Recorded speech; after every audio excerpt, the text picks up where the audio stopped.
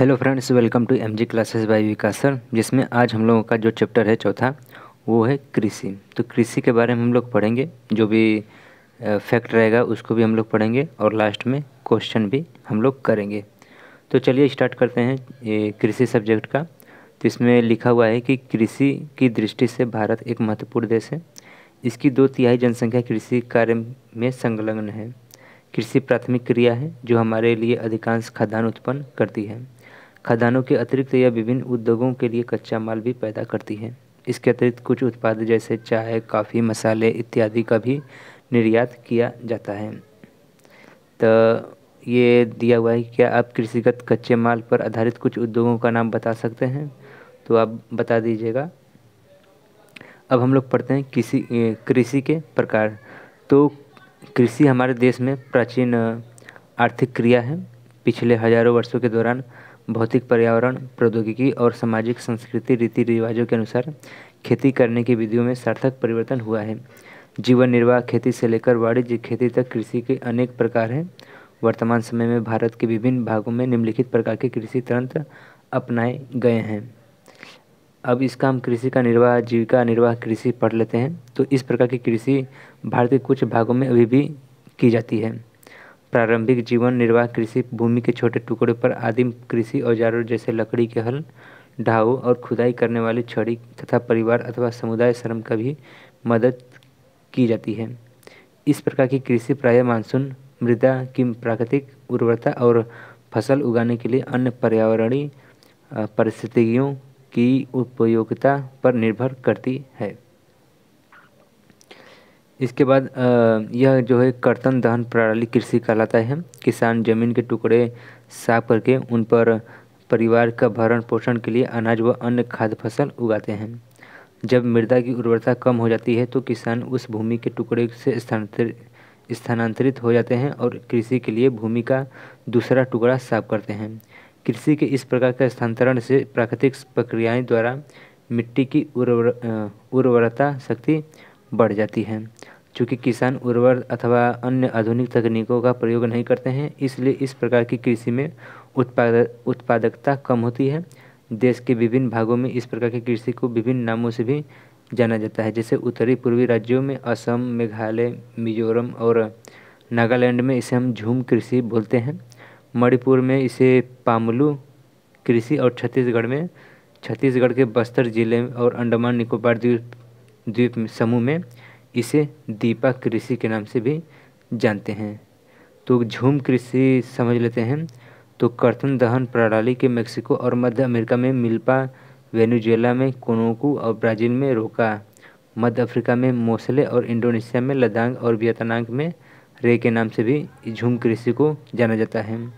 भारत में भी यह प्रारंभिक किस्म की खेती अनेक नाम से जानी जाती थी। जैसे मध्य प्रदेश में बेबर और दाहिया, आंध्र प्रदेश में पोडू और पेडा, और उड़ीसा में पामाडाबी या फिर कोमान या फिर बरिगा, पश्चिमी घाट में कुमारी, दक्षिण पूर्वी राजस्थान में वालेर और बाल्टरे, हिमालय के क्षेत्र में खील और झारखंड क्षेत्र में कुरुबा और उत्तर पूर्वी प्रदेश में झूम के नाम से जानते हैं इस कृषि को। ये कुछ दिया हुआ है तो आप देख लीजिएगा। अगला जो हेडिंग है वो है गहन जीविका कृषि। तो इस प्रकार की कृषि उन क्षेत्रों में की जाती है जहां भूमि पर जनसंख्या का दबाव अधिक होता है। यह श्रम गहन खेती है जहां अधिक उत्पादन के लिए अधिक मात्रा में जैव रासायनिक निवेशों और सिंचाई का प्रयोग किया जाता है। भूस्वामित्व में विरासत के आधार के कारण पीढ़ी दर पीढ़ी जोते का आकार छोटा और अलाभप्रद होता जा रहा है, और किसान वैकल्पिक रोजगार न होने के कारण सीमित भूमि से अधिकतम पैदावार लेने की कोशिश करते हैं। अतः कृषि भूमि पर बहुत अधिक दबाव है। वाणिज्य कृषि अब हम लोग समझ लेते हैं। तो इस प्रकार की कृषि के मुख्य लक्षण आधुनिक निवेश जैसे अधिक पैदावार देने वाले बीजों, रासायनिक उर्वरकों और कीटनाशकों के प्रयोग से उच्च पैदावार प्राप्त करना है। कृषि की वाणिज्यीकरण का स्तर विभिन्न प्रदेशों में अलग अलग है। उदाहरण के लिए हरियाणा और पंजाब में चावल वाणिज्य की एक फसल है, परंतु उड़ीसा में यह जीविका फसल है। रोपड़ कृषि भी एक प्रकार का वाणिज्यिक खेती है। इस प्रकार की कृषि में लंबे चौड़े क्षेत्र में एकल फसल बोई जाती है। रोपड़ कृषि उद्योग और कृषि के बीच एक अंतराल पृष्ठ है। रोपड़ कृषि व्यापक क्षेत्र में की जाती है, जो अत्यधिक पूंजी और श्रमिकों की सहायता से की जाती है। इससे प्राप्त सारा उत्पादन उद्योग के कच्चे माल के रूप में प्रयोग होता है। भारत में चाय, कॉफ़ी, रबड़, गन्ना, केला इत्यादि महत्वपूर्ण रोपड़ फसलें हैं। असम और उत्तरी बंगाल में चाय, कर्नाटक में कॉफ़ी वहाँ के मुख्य रोपड़ फसलें हैं। चूँकि रोपड़ फसलें जो है मतलब रोपड़ कृषि में उत्पादन बिक्री के लिए होता है, इसीलिए इसके विकास में परिवहन और संचार साधन में संबंधित उद्योग और बाजार महत्वपूर्ण योगदान देते हैं।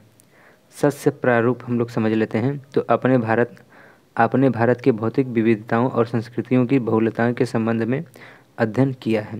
यह देश की कृषि पद्धति और शस्य प्रारूपों से प्रतिबंधित होता है। इसलिए देश में बोई जाने वाली फसलों में अनेक प्रकार के खाद्यान्न और रेशे वाली फसलें, सब्जियां, फल, मसाले इत्यादि शामिल हैं। भारत में 3 शस्य ऋतुएं हैं जो इस प्रकार हैं: रबी, खरीफ और जायद। तो रबी फसलें के शीत ऋतु में जैसे कि अक्टूबर दिसंबर के मध्य बोया जाता है और ग्रीष्म ऋतु में अप्रैल से जून के मध्य इसे काटा जाता है रबी फसल, जिसमें गेहूँ, जौ, मटर, चना और सरसों कुछ मुख्य रबी फसलें हैं। यद्यपि ये फसलें देश के विभिन्न विस्तृत भाग में बोई जाती हैं। उत्तर और उत्तरी पश्चिम जैसे पंजाब, हरियाणा, हिमाचल प्रदेश, जम्मू कश्मीर, उत्तराखंड और उत्तर प्रदेश में गेहूँ व अन्य रबी फसलें के उत्पादन के लिए महत्वपूर्ण राज्य हैं। शीत ऋतु में शीतोष्ण पश्चिमी विक्षोभों से होने वाली वर्षा इन फसलों के अधिक उत्पादन में सहायक होती है। पंजाब, हरियाणा, पश्चिमी उत्तर प्रदेश और राजस्थान के कुछ भागों में हरित क्रांति की सफलता से भी उपयुक्त रबी फसलों में वृद्धि का एक महत्वपूर्ण कारक है। खरीफ फसलें देश के विभिन्न क्षेत्रों में मानसून के आगमन के साथ बोई जाती हैं और सितंबर अक्टूबर में काट ली जाती हैं। इस ऋतु में बोई जाने वाली मुख्य फसलें चावल, मक्का, ज्वार, बाजरा, तूर जिसे हम अरहर बोलते हैं, मूंग, उड़द, कपास, जूट, मूंगफली और सोयाबीन शामिल हैं। चावल की खेती मुख्य रूप से असम, पश्चिम बंगाल, उड़ीसा, आंध्र प्रदेश, तेलंगाना, केरल और महाराष्ट्र, विशेषकर कोंकण तटीय क्षेत्र, उत्तर प्रदेश और बिहार में की जाती है।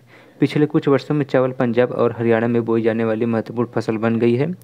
असम, पश्चिम बंगाल और उड़ीसा में धान की 3 फसलें होती हैं जिसे हम आंश, अमन और बोरो बोई जाती है। रबी और खरीफ फसल ऋतुओं के बीच ग्रीष्म ऋतु में बोई जाने वाली फसल को हम लोग जायद फसल कहते हैं। जायद फसल जो है ऋतु में मुख्यतः तरबूज, खरबूज, खीरे और सब्जियां और चारे के फसलों की खेती की जाती है। गन्ने के फसल को तैयार होने में लगभग 1 वर्ष का समय लगता है, ये तो आप जानते ही होंगे। अब हम लोग मुख्य फसल देख लेते हैं। तो मुख्य फसल में मिट्टी, जलवायु और कृषि पद्धति के अंतर के कारण देश के विभिन्न क्षेत्रों में अनेक प्रकार के खाद्य और अखाद्य फसलें उगाई जाती हैं। भारत में उगाई जाने वाली मुख्य फसलें जैसे चावल, गेहूँ, मोटे अनाज, दालें, चाय, कॉफ़ी, गन्ना, तिलहन, कपास और जूट इत्यादि हैं। तो अब हम लोग चावल के बारे में समझ लेते हैं। तो भारत में अधिकांश लोगों का खाद्यान्न चावल है। हमारे देश चीन के बाद दूसरा सबसे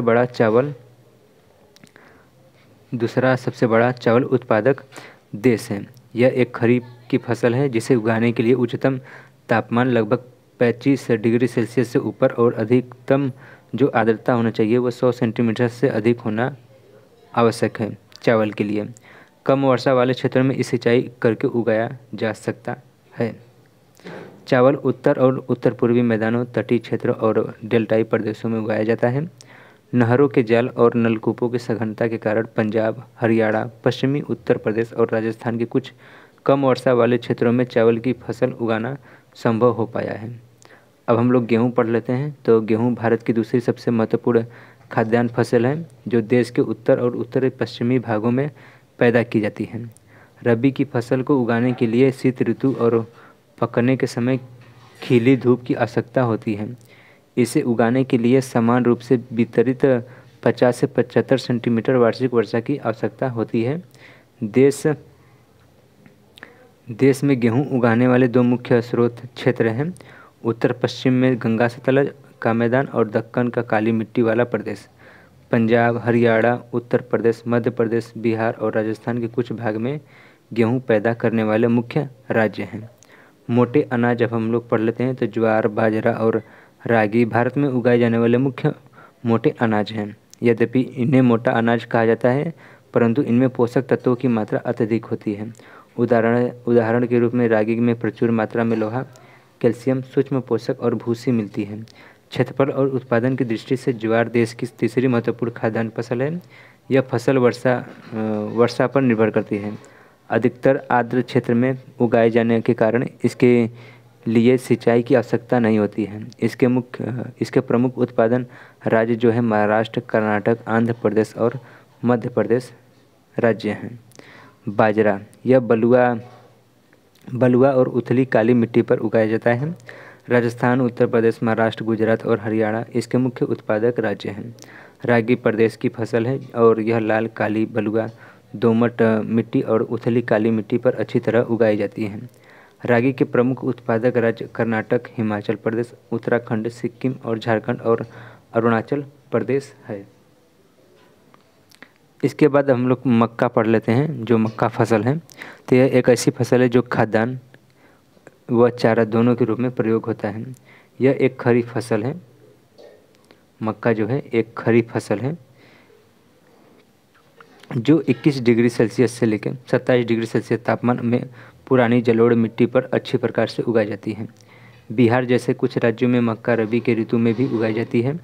आधुनिक प्रौद्योगिकी निवेश जैसे उच्च पैदावार देने वाले बीजों, उर्वरकों और सिंचाई के उपयोग से मक्का का उत्पादन बढ़ा है। कर्नाटक, मध्य प्रदेश, उत्तर प्रदेश, बिहार, आंध्र प्रदेश और तेलंगाना मक्का का मुख्य उत्पादन राज्य हैं। इसके बाद दाल हम लोग पढ़ लेते हैं। तो भारत विश्व में दालों का सबसे बड़ा उत्पादक तथा उपभोक्ता देश है। शाकाहारी खाने में दालें सबसे अधिक प्रोटीनदायक होती है।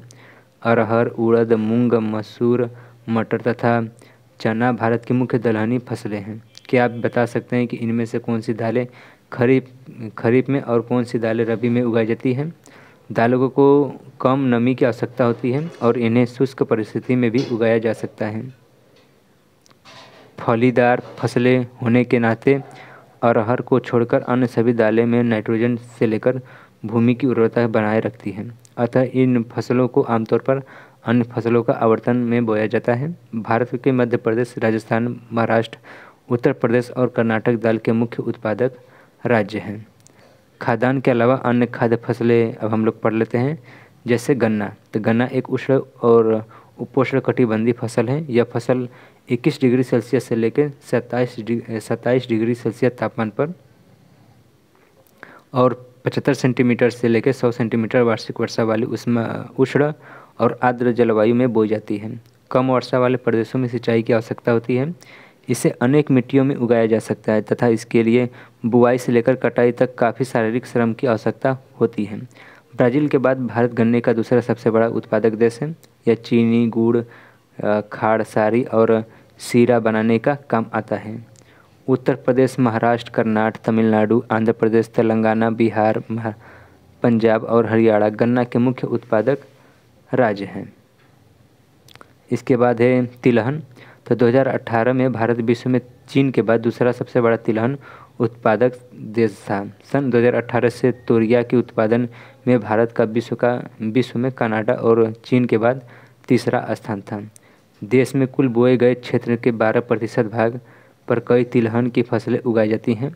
मूंगफली, सरसों, नारियल, तिल, सोयाबीन और बिनौला, अलसी और सूरजमुखी ये भारत में उगाई जाने वाली मुख्यतः तिलहन फसलें हैं। इनमें से अधिकतर खाद्य हैं और खाना बनाने में प्रयोग किए जाते हैं, परंतु इनमें से कुछ तेल के बीजों का साबुन, प्रसाधन और उपकरण उद्योग के कच्चे माल के रूप में भी प्रयोग किया जाता है। मूंगफली खरीफ की फसल है तथा देश में मुख्य तिलहनों के कुल उत्पादन का आधा भाग इसी फसल से प्राप्त होता है। गुजरात मूंगफली का प्रमुख उत्पादक राज्य है। इसके अतिरिक्त राजस्थान, तमिलनाडु मूंगफली के अन्य प्रमुख उत्पादन राज्य हैं। 2019 और 20 के आंकड़े के अनुसार बता रहा है ये। अलसी और सरसों रबी की फसलें हैं। तिल उत्तरी भारत के खरीफ की फसल है और दक्षिण भारत में खरीफ और रबी दोनों ही फसल होती है। इसके बाद हम लोग चाय पढ़ लेते हैं। तो चाय एक खेती रोपण कृषि का एक उदाहरण है। यह महत्वपूर्ण पेय पदार्थ फसल है जिसे शुरुआत में अंग्रेज भारत लाए थे। आज अधिकतर चाय बागानों का मालिक भारतीय है। चाय का पौधा उष्ण और उपोष्णकटिबंधीय जलवायु, हुमस और जीवाश्म युक्त गहरी मिट्टी तथा सुगम जल निकास वाले ढलवां क्षेत्रों में भली भांति उगाया जाता है। चाय की झाड़ियों को उगाने के लिए वर्ष भर कोष्ण, नम और पाला रहित जलवायु की आवश्यकता होती है। वर्ष भर समान रूप से होने वाली वर्षा को बौछारें इसकी कोमल पत्तियों के विकास में सहायक होती हैं। चाय एक श्रम सघन उद्योग है। इसके लिए प्रचुर मात्रा में सस्ता और कुशल श्रम चाहिए। इसकी ताजगी बनाए रखने के लिए चाय की पत्तियां बागान में ही संसाधित की जाती हैं। चाय के मुख्य उत्पादक क्षेत्रों में असम, पश्चिम बंगाल में दार्जिलिंग और जलपाईगुड़ी जिलों की पहाड़ियाँ, तमिलनाडु और केरल में हैं। इसके अलावा हिमाचल प्रदेश, उत्तराखंड, मेघालय, आंध्र प्रदेश और त्रिपुरा आदि राज्यों में भी चाय उगाई जाती है। सन 2018 में भारत विश्व में चीन के बाद दूसरा सबसे बड़ा चाय उत्पादक देश था। इसके बाद हम लोग समझ लेते हैं कॉफ़ी। तो भारतीय कॉफ़ी अपनी गुणवत्ता के लिए विश्वविख्यात है। हमारे देश में अरेबिका किस्म की कॉफ़ी पैदा की जाती है जो आरंभ में यमन से लाई गई थी। इस किस्म की कॉफ़ी की विश्व भर में अधिक मांग है। इसकी कृषि की शुरुआत बाबा बुदन पहाड़िया से हुई है और आज भी इस खेती के लिए नीलगिरी की पहाड़िया के आसपास कर्नाटक, केरल और तमिलनाडु में की जाती है। बागवानी की फसलें अब हम लोग समझ लेते हैं।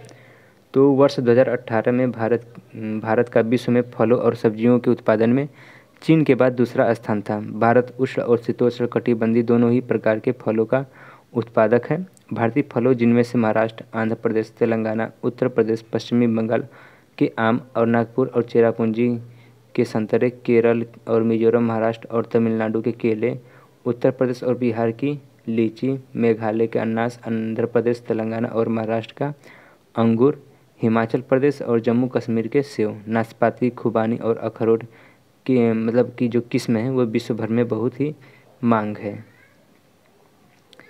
और अखाद्य फसलें जैसे हम लोग समझ लेते हैं रबड़। तो रबड़ भूमध्य रेखीय क्षेत्र की फसल है जो परंतु विशेष परिस्थितियों के उष्ण और उपोष्ण क्षेत्रों में भी उगाई जाती है। इसको 200 सेंटीमीटर से अधिक वर्षा, 25 डिग्री सेल्सियस से अधिक तापमान वाली नम और आर्द्र जलवायु की आवश्यकता होती है।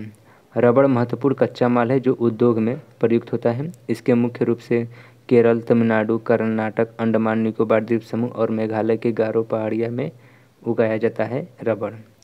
रेशेदार फसल क्या होता है? तो कपास, जूट, सन और प्राकृतिक रेशम भारत में उगाई जाने वाली 4 मुख्य रेशेदार फसलें हैं। इनमें से पहली 3 मिट्टी में फसल उगाने से प्राप्त होती है और चौथा रेशम के कीड़े के कोकून से प्राप्त होता है।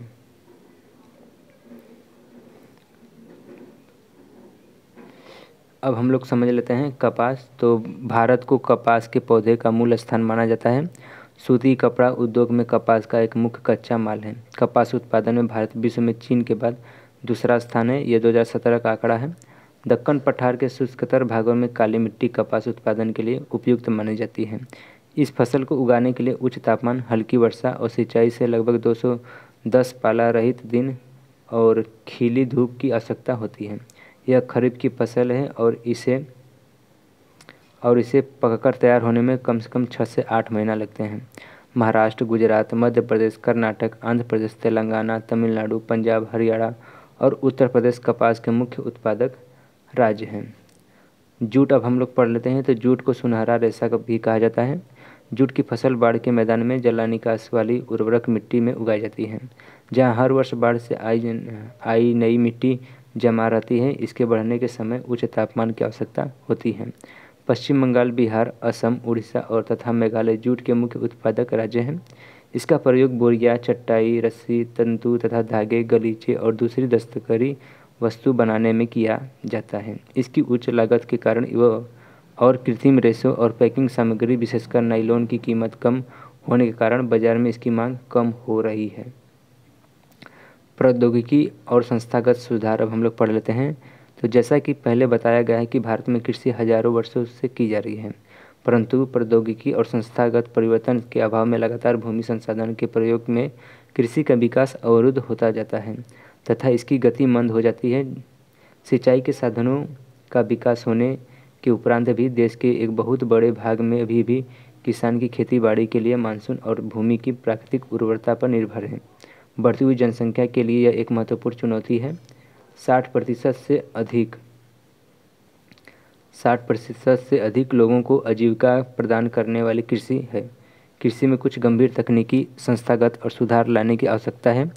स्वतंत्रता के पश्चात देश में संस्थागत सुधार करने के लिए जोतों की चकबंदी, सहकारिता तथा जमींदारी आदि समाप्त करने की प्राथमिकता दी गई है।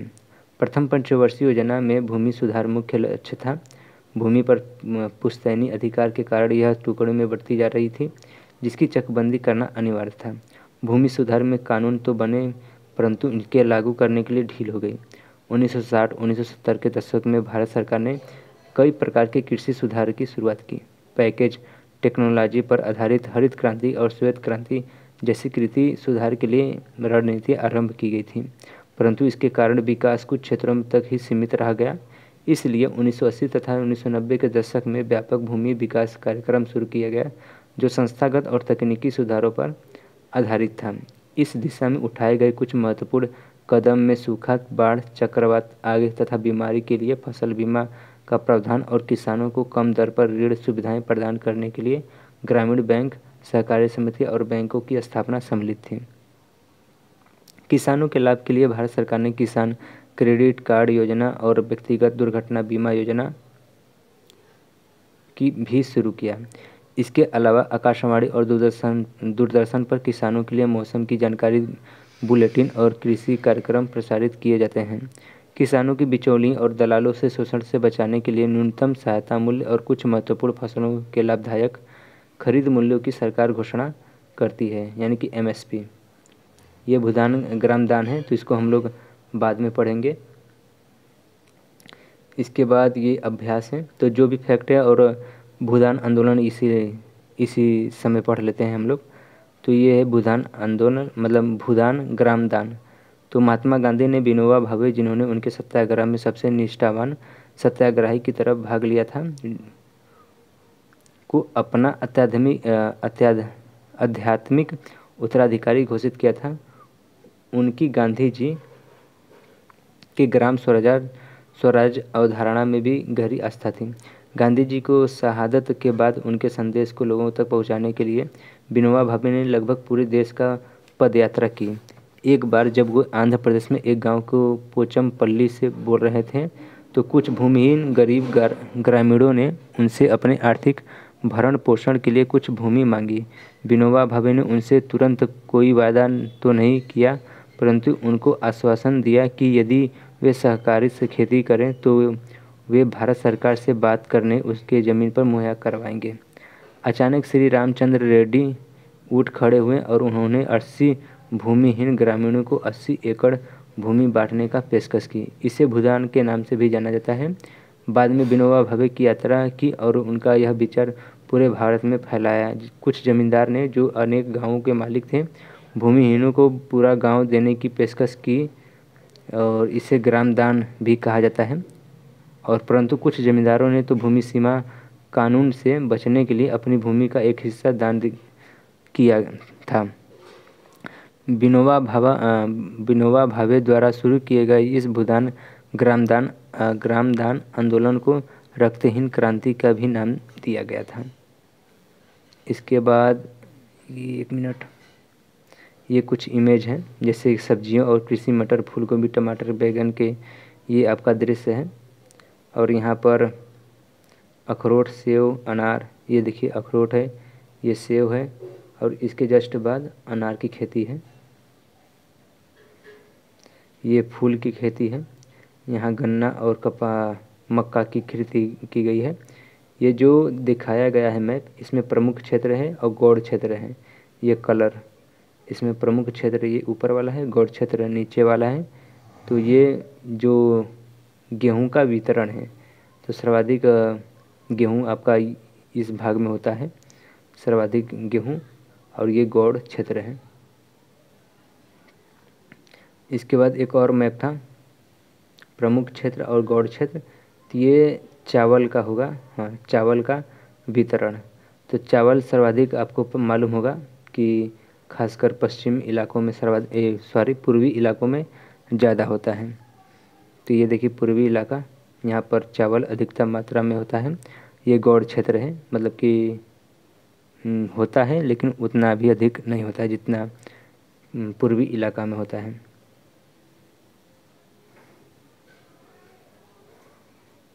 इसके बाद ये झूम कृषि है।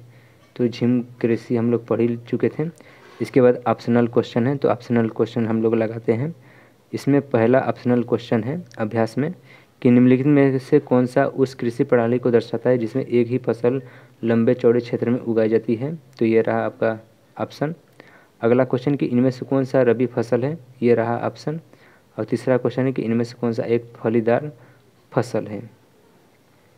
और 30 शब्दों में लिखना है आपको कि एक पेय फसल का नाम बताइए तथा उसको उगाने के लिए अनुकूल भौगोलिक परिस्थितियों का विवरण दें।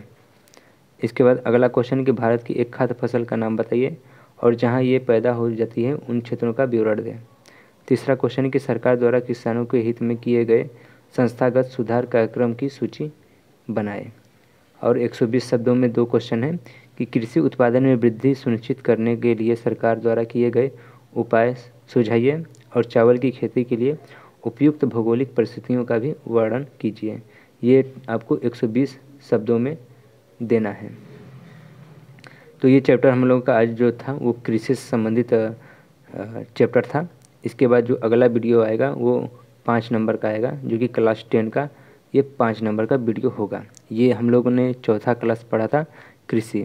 तो इस वीडियो का PDF आप हमारे टेलीग्राम चैनल MG क्लासेस विकास सर पर पा सकते हैं। यदि सर्च करने पर नहीं मिलता है तो इस वीडियो के डिस्क्रिप्शन पर मैं अपना टेलीग्राम लिंक दे दूँगा, वहाँ से जाकर डाउनलोड कर सकते हैं। मिलते हैं नेक्स्ट वीडियो में नेक्स्ट टॉपिक के साथ। तब तक के लिए वीडियो को लास्ट तक देखने के लिए आपका धन्यवाद।